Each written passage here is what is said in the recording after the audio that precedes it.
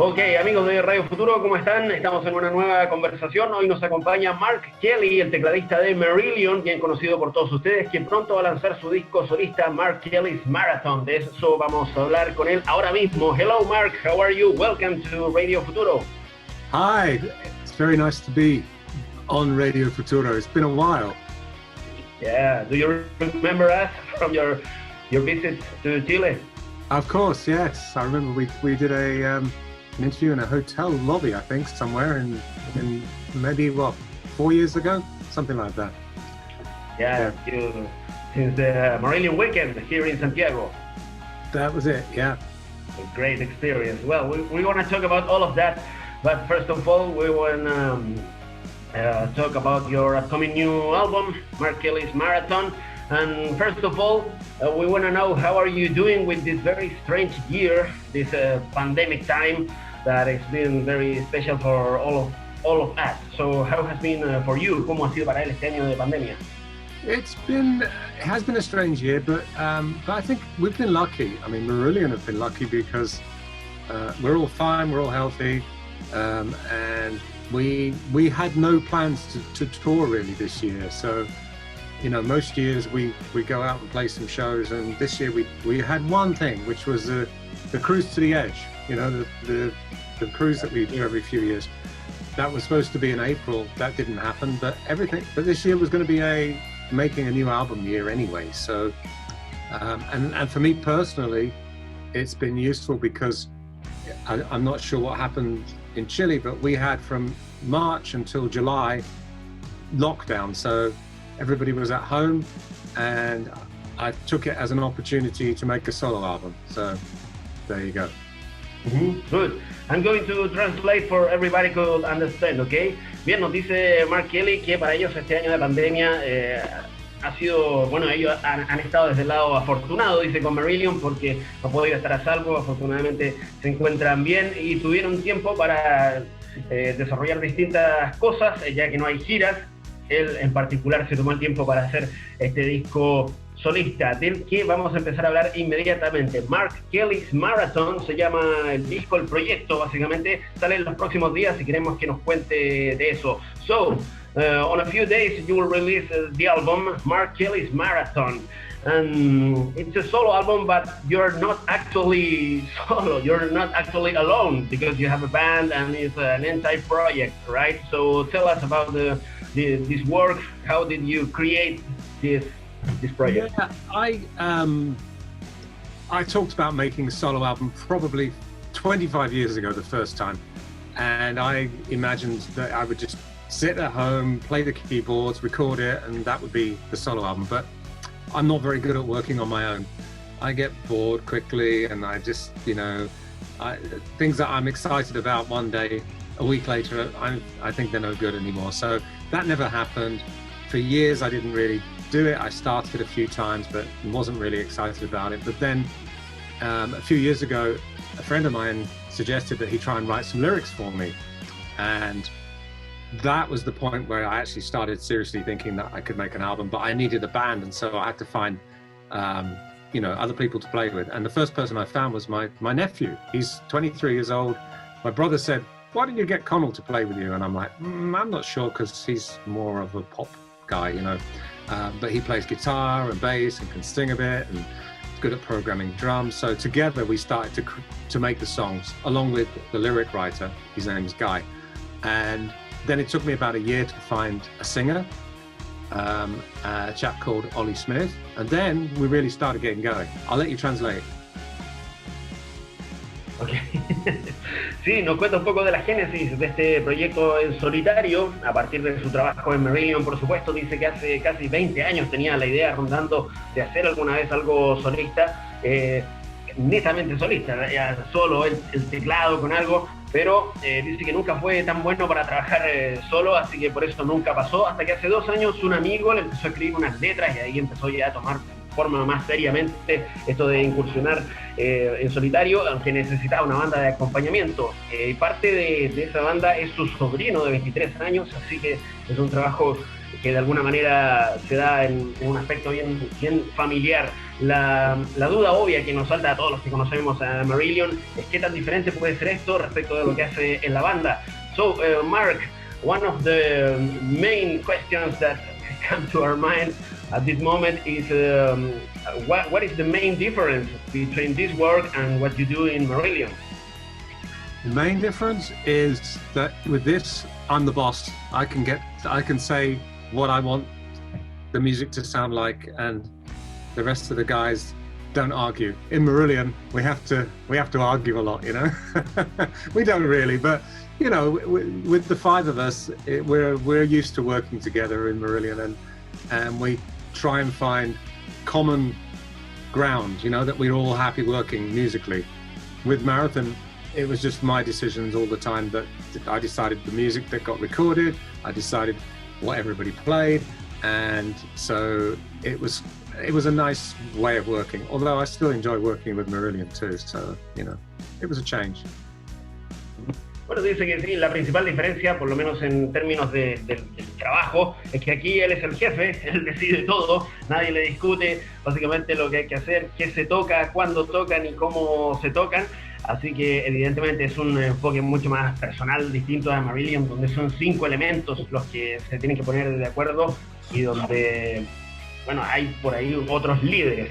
Así que ese es principalmente el aspecto que lo diferencia, y queremos hablar también del sonido. And Mark, talking about the sound, about the music, there are obvious differences between Marillion and this, right? Yeah, I think so. You can hear the Marillion sound partly because of, you know, I write quite a bit of the music for Marillion, and I wrote all the music, well, most of the music for Marathon. And so there is some similarities. I think one of the biggest differences is probably the singer. You know, Ollie, the singer, doesn't sound anything like Steve Hogarth or Fish either. So, but musically, it's not a million miles from Marillion. I've got some, you know, longer episodic tracks like Amelia and 2051. It's a 15-minute song which tells a story, you know. So in that sense, it's fairly similar to Marillion. A few people have said it sounds more like old Marillion rather than new, you know, current Marillion, which is probably a fair assessment. Bien, dice que evidentemente se parece un poco a Marillion porque todas esas décadas en la banda, por supuesto, es algo que ya está en su ADN, pero por supuesto que hay un poco más de libertad para hacer lo que él tiene simplemente en su cabeza, hacer canciones más largas, de hasta 20 minutos si quiere, con total libertad y para moverse por terrenos mucho más personales. Dice que la voz también es un aspecto bien distinto. Por supuesto, la presencia de Steve Hogarth de Marillion es bastante fuerte y tiene toda una identidad. Acá hay una voz distinta, así que por ahí también van las diferencias, y el resto hay que escucharlo. Son canciones que vienen de él y es interesante ver qué camino propio escribe nuestro amigo Mark Kelly, con quien estamos hablando ahora, que mencionaba hace algunos instantes que él acá es el jefe absoluto de su proyecto, por supuesto. Le gustará ese aspecto como para que le quede gustando. So Mark, do you like to be, you were saying that here you are the boss. Do you like to be the boss? Sometimes it's nice. Yeah, there's good and bad with that, really, because I think if you're the guy that makes all the creative decisions, then it's at the end of it, it's down to you, really, whether it's how good it is. But so, you know, I think in some ways it's good, but I also like working in Marillion, where everybody is very much more in control of their own thing, you know, whether it's Steve with the guitar or Pete with the bass.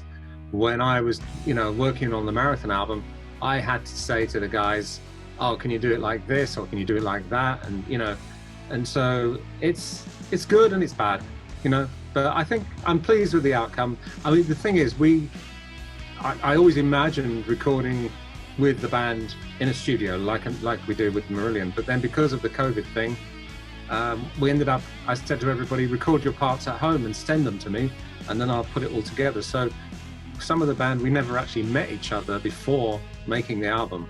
So that was an interesting way of working. I quite enjoyed it, but it's not as, in some ways, it's not as interactive as being in the same room with everybody, but that wasn't possible. So.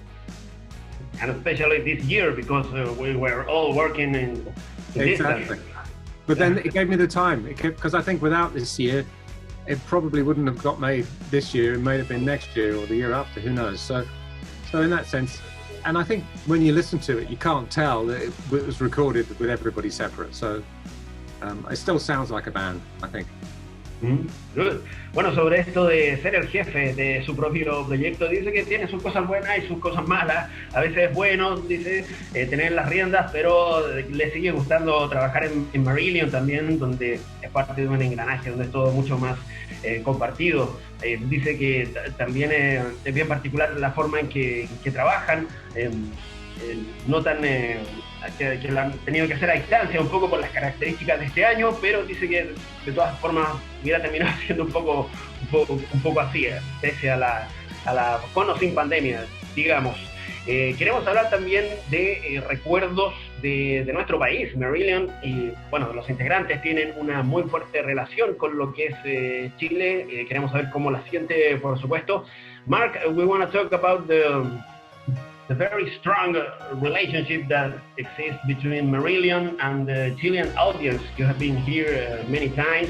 You made the Marillion weekend here, and it seems like you feel very close to your fans here in Chile, right? How could you describe what happens there?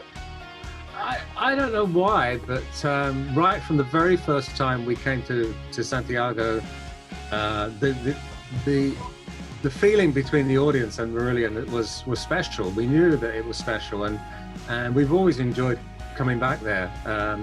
It's one of the most important cities for us as Marillion, you know, in the world, definitely. I think it's interesting to see, you know. I know some people don't like Spotify, but I was looking at the statistics, and our most popular city on Spotify in the world is Santiago. There's more people listening to Marillion there than anywhere else in the world, any other city. So that's incredible. I'm sure it's probably got a lot to do with you guys, actually. Maybe.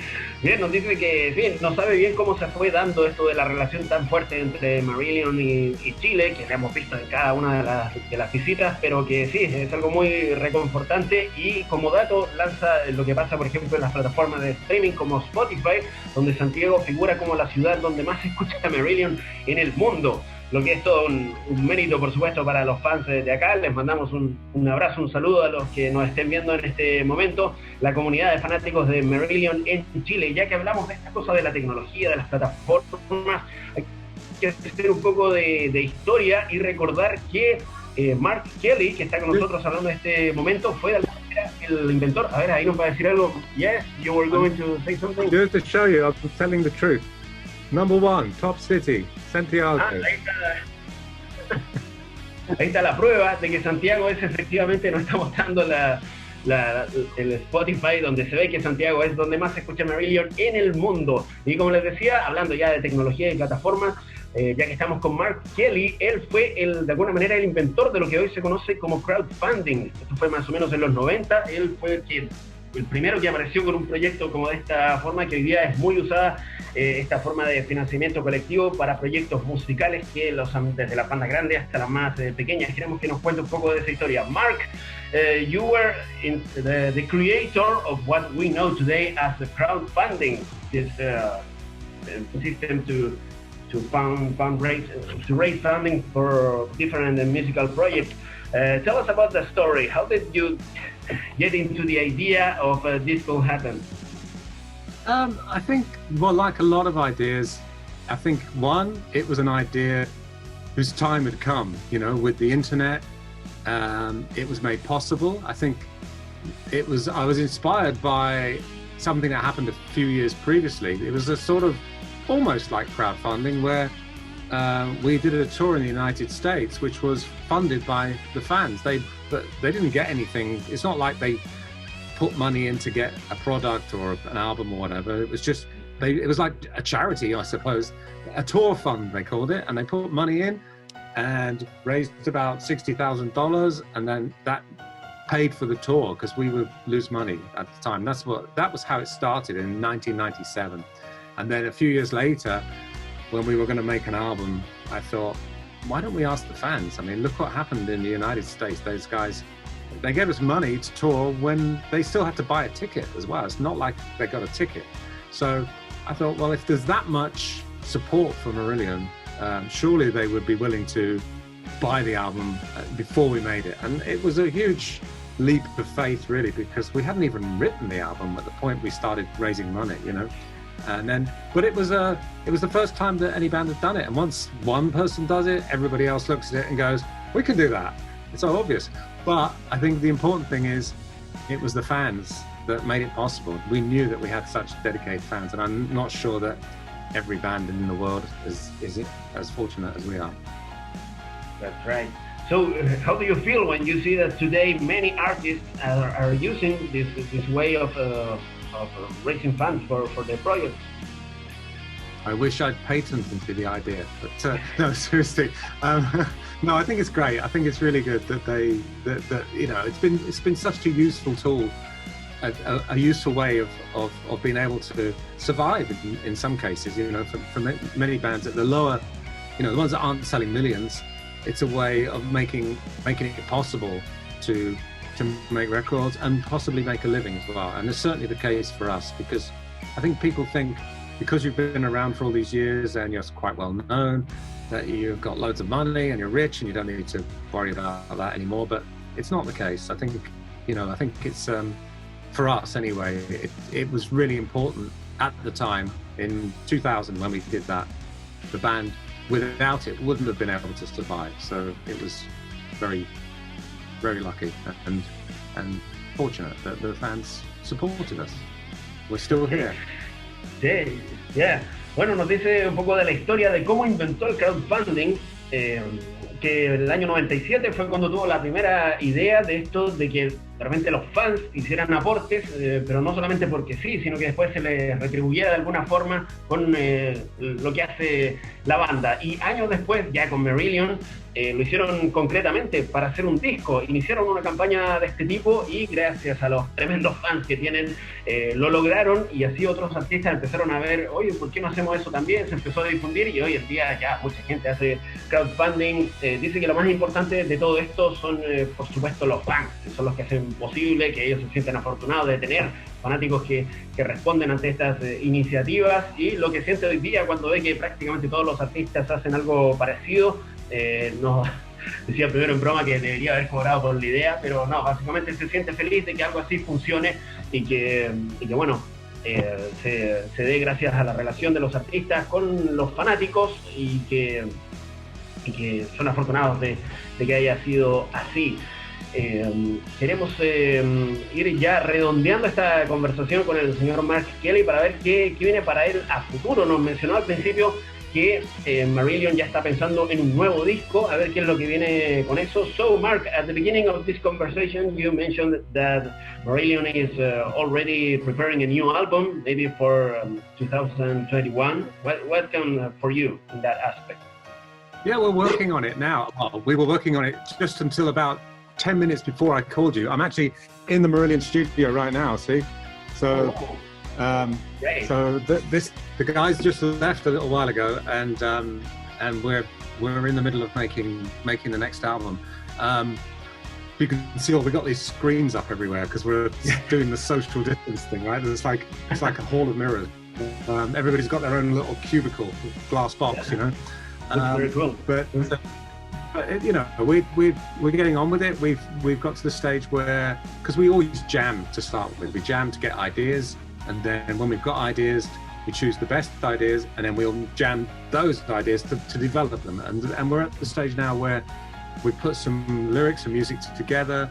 They're not finished songs, but they're taking shape. And so probably in the next few weeks, we'll start to narrow it down to a selection that we're going to take forward to be the next album. And that will be, I would have said, probably by spring next year, we'll be well on the way to having a finished album, and I hope by the summer it will be finished. And we're going to be touring in Europe in October, November, if we can. And I hope that we can come back to South America in 22. I think it would be really nice. I'd like to take Marathon to South America, to Chile and Brazil actually, but that might be tricky. But yeah. Great. And are you working together on a studio or each one in their homes? Oh no, we're all here in the studio because we've got this. Like I said, we've got these like glass, like plastic screens between us. You know. Okay. So everybody can be separate but work together. So it's hard. It's harder with Marillion to work separately in our homes. We're just not used to it. It was fine. It was fine with the Marathon guys to do that because we'd never worked before together. So it was all new anyway. But with Marillion, we've been doing this for nearly 40 years, and we have a way of working, and it'd be hard to change, you know. Right. Bueno, nos dice que justamente están trabajando ya en este momento en el nuevo disco de Marillion. Nos mostraba ahí a través de la cámara el estudio, que se ve bastante bonito, bastante atractivo lo que están preparando, así que según sus cálculos dice que ya a mediados del próximo año debería estar saliendo el nuevo álbum de Marillion, que están haciendo ahí mismo en terreno. Me decía hace algunos minutos nomás, estaban ahí haciendo algunas cosas antes de esta llamada, y por supuesto viene una gira, por eso cruzaba los dedos esperando que ya a esas alturas del próximo año se pueda hacer algo y por supuesto volver a Sudamérica. Lo más inmediato entonces se viene el disco solista de Mark Kelly, Mark Kelly's Marathon. Le vamos a pedir una invitación que haga el mismo para escuchar el disco cuando salga. Mark, please. The next thing is your album, Mark Kelly's Marathon. Please make an invitation for the people to listen to the album, to be ready for the release and everything. Yeah, well, it's going to be, the album's being released on the 27th of November. If you want to check it out, we've got a YouTube channel. If you want to look at some video, if people want to order the album, the CD or the special edition or the vinyl, it's all for sale on the Marillion website, so people can go to marillion.com to buy it. It'd be great if people support the project. And if you just want to listen to it from the 27th of November, you can listen to it on Apple Music or Spotify or whatever. So there's plenty of opportunity for people to check it out and hopefully buy it. And when we get a chance to play in Santiago, come and see us play as well. That'd be great. There are 2 singles already, right? Amelia and This Time. Yes, exactly. Yeah. And the rest of the material is like those songs. Can we expect something similar or? There's 3 other songs. There's one really long one that's about 15 minutes, which is more sort of progressive. And then there's one about 7 minutes, which is also quite progressive. And then there's another shorter one, a bit not like This Time, but more of a, not as complicated, shall we say. I think I've tried to get a balance between the longer, more progressive stuff and the more straightforward songs, you know. And I decided pretty early on that I wanted it to be able to fit on vinyl, so it's only 45 minutes because that's about the maximum time. And I wanted it to be, a bit nostalgic, like a vinyl gatefold sleeve with a great painting and lots of imagery from the lyrics, and that's the sort of style of it, really. Hopefully people will like it. Sí, muy bien, nos hacía ahí la invitación Mark Kelly a escuchar el disco y estén atentos para cuando salga el 27 de noviembre. Mark Kelly's Marathon, ahí va a estar afuera. Hay 2 singles hasta ahora, te adelanto, Amelia y This Time, que los pueden chequear ahí en futuro.cl. Están los videos para que los revisen y anticipar así el disco de Mark Kelly, el tecladista de Marillion, con este proyecto Marathon en solitario. Le vamos a agradecer por este contacto. Mark, thank you very much for your time. Congratulations for your work, and we will wait for the release of the album and for the new album of Marillion next year too. Absolutely. Thanks so much for the interview, and take care, and hopefully see you at some point in the next year or 2. It's been too long. Okay. Yeah, we are ready right now. Thank you very much once again, and we'll see you soon. We expect, we don't know when, but at some point we will see you again. Okay. Thank you. Take care. Bye-bye. Okay. Thank you. Goodbye.